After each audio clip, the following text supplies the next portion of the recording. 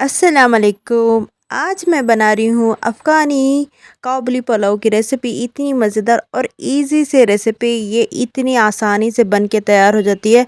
बिल्कुल बाज़ार जैसा बन के तैयार होगा, लेकिन इसमें कोई मसाले नहीं है, कोई भी यानी कि अदरक लहसुन तक नहीं है इसमें। इतनी उसके बगैर ही इतने मज़ेदार बन के तैयार होते हैं। चले इसे बनाते हैं। इसे बनाने के लिए मैंने लिया है, ये है आधा किलो मैंने गोश्त, ये हड्डी वाला गोश्त लिया है। अब ये चावल हम देखते हैं, ये चावल मोटा वाला बासमती राइस लिया है। इसको मैंने 1 घंटा पहले मैंने भिगो के रख दिया था, अच्छे से भीग गए हैं। तो अब इसको साइड में रखेंगे। अब हम कुकर लेंगे, कुकर में जो हमने गोश्त लिया था उसको शामिल करेंगे। शामिल करके अब इसमें कोई मसाले नहीं डालेंगे, बस एक ज़ीरा और एक बड़ी इलायची डलेगी। तो ये 1 टेबल स्पून मैंने ज़ीरा लिया है। तो उसके बाद एक मैंने बड़ी इलायची लिया है। सिर्फ ये इन चीज़ों को डालते हैं, बस कोई चीज़ हमने इसमें शामिल नहीं करने हैं, बस यही चीज़ है। तो उसके बाद नमक टेस्ट के अकॉर्डिंग न शामिल करेंगे। तो यखनी में नमक शामिल करेंगे, उसके बाद इसमें पानी शामिल करके अब इसको हमने अच्छी तरह से गला लेंगे, तब तक कि अच्छी तरह से गल ना जाए। कुकर का ढक्कन बंद करें। 15 से 20 मिनट तक हमने इसको गलाएंगे। तो गोश्त बड़े का है तो थोड़ा देर तक गलेगा, तो देर लगेगी थोड़ी। तो उसके बाद देखिए माशाल्लाह से हमारा गोश्त गल गया है। तो आपको दिखा रही हूँ मैं, ये देखिए अच्छे से गल चुका है। अब इसको ये देखिए, अब मैं बोटी चेक कराती हूँ, अच्छे से गल चुका है। तो बहुत गर्म था, तो हाथ लगाने नहीं हो रहा था। तो मैंने देखिए अच्छे से, ये देखिए टूट गई है बोटी। ये देखिए अच्छे से इस तरह आपको गलाना चाहिए। तो गलाने के बाद इसको अब कर देंगे साइड। तो उसके बाद हम चूल्हे पे एक पतीला रख देंगे। अब इसको साइड को रख देंगे। तो उसके बाद पतीला लिया, हमने हाफ़ कप घी शामिल किया, यानी कि नॉर्मल सा घी शामिल किया। उसके बाद मैंने 2 प्याज कटी हुई स्लाइस में उसको शामिल किया। अच्छे से इसको फ्राई कर लेंगे गोल्डन फ्राई होने तक, यानी कि ज़्यादा गोल्डन नहीं, हल्का फुल्का गोल्डन कर लें। उसके बाद क्या करें, अब जो हमने गला के रखा है गोश्त को, उसको शामिल कर दें। यानी हाँ, गोश्त को शामिल करके अच्छे से इसको मिक्स करें और घी में अच्छे से उसकी भुनाई करेंगे, ताकि अच्छे से हमारा गोश्त भुन जाए।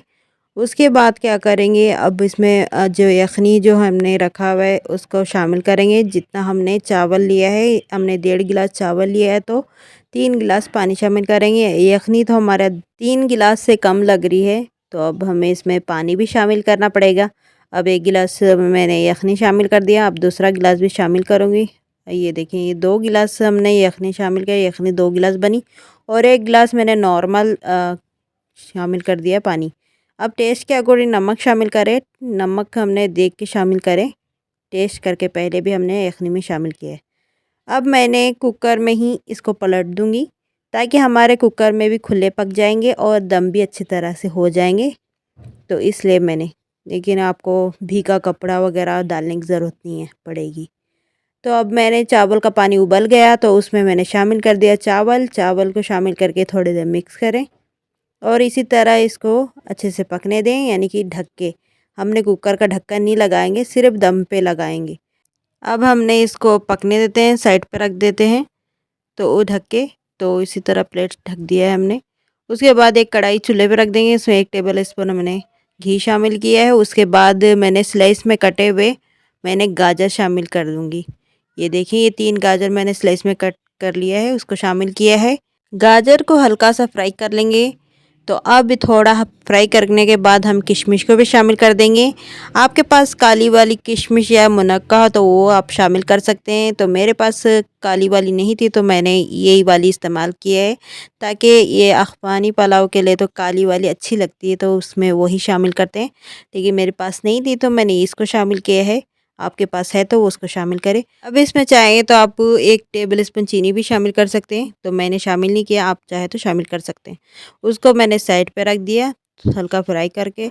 अब मैंने चावल देखें, ये अब मैंने ढक्कन ओपन करके अच्छी तरह से मिक्स कर के फिर मैंने ढक्कन ढक के रख दिया था। फिर दोबारा मैंने देखें पानी इतना है, थोड़ी देर पानी थोड़ा खुशक होने के बाद अब इसको दम को लगा देंगे। तो हमारा पानी खुशक हो गया, तो मैंने इसमें दम पे लगाने के लिए मैंने बोटियों को साइड पे कर दिया। अब जो हमने गाजर और किशमिश को हमने फ्राई करके रखा था उसको शामिल कर देंगे ऊपर से एक साइड में। उसको शामिल करके अब इसके कुकर का ढक्कन हम लगा के इसको 5 मिनट तक हम दम दे देंगे। तो हमने हल्की आंच में 5 मिनट तक हम दम दे देंगे। उसके बाद माशाल्लाह से हमारा अच्छी तरह से दम हो गए हैं चावल। अब हमने इसको ओपन कर लेंगे। तो आप देगचे में भी आप दम लगा सकते हैं, उसमें कच्चा कपड़ा वगैरह रख के फिर दम लगा सकते हैं, अच्छे से दम हो जाएगा। ये देखें आप, हमने कुकर में दम लगा लिया, अच्छे से भी हमारा दम हो चुका है। तो माशाल्लाह खिले खिले बने हुए चावल। तो ये देख सकते हैं आप, हमारे अफ़गानी पुलाव अच्छे से बन के तैयार हो गए हैं। चावल भी हमारे अच्छे से खिल गए हैं। तो अच्छे से हमारे खिले खिले बने हैं, चिपके कोई भी एक भी दाना चिपका हुआ नहीं है। अच्छे से माशाल्लाह से हमारे चावल भी खिले खिले बने हैं। तो बग़ैर ये मसालों के देखें इतने मज़ेदार लगता है ये।